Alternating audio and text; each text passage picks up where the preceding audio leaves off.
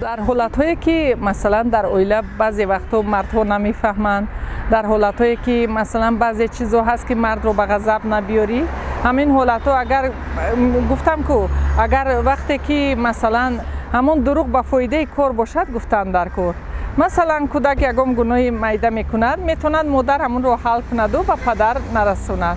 من این حالت‌ها یا اینکه با بعضی خیلی بعضی کمبودی ها میشد، بعضی پرابلم ها میشد، همین رو میتونیم ما آروم بعد از آروم شدن به طور دیگر فهمانده، یعنی به طور دروغ گفتن میتونیم حل کنیم.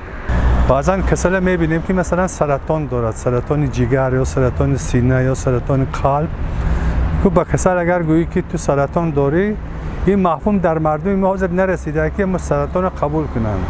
من از ترس و واهمه همون وای مثال کسایی وای میافزاید.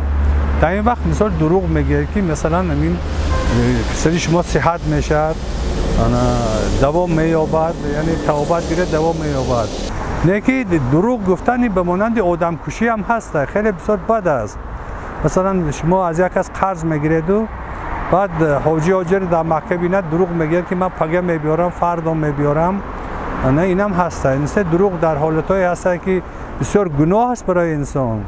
و بعضی گفتن دروغ هم این خیلی با منفیت است. راستی را زوال نیست، لیکن در حالت ضروری شاید دروغ بر منفیت کار باشد. شاید در حالتی که اگر راستی این یا آن کار یا عمل گفته شود و بر شخص، بر جامعه، بر اطرافیان ضرر پیش آید، خوب میشد چی باشد؟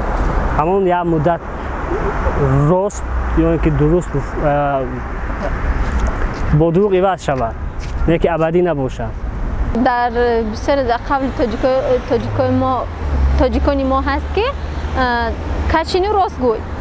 از همون لحاظ ما کوشش میکنیم که در همه حالت نباشیم، حقیقت رو بگیم. هرچی خوب است، هرچی بد است، باید حقیقت باشد. روزی که سخن پیدا شد، آدما برای منفعت خودشان راست را دروغ و دروغ را راست میکنن. و من اگر از جهت چیزی بگیم، این خیلی مفهومی راست است، دروغ است، این چیزا وجود ندارد. این منفعت است.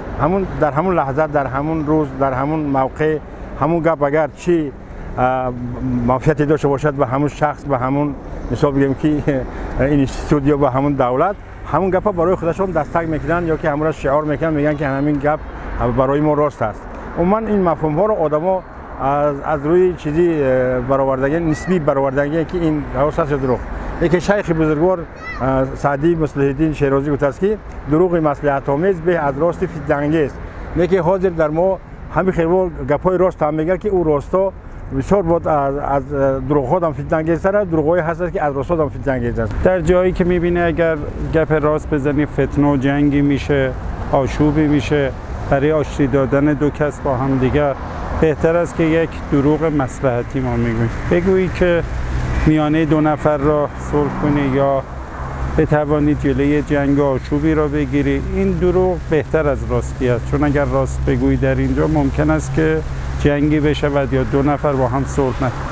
ولی در غیر از این موارد راستی هیچ چیزی بهتر از راست گفتن و درست گفتن نیست، مگر یکی دو مورد خاص برای اصلاح بین دوستان.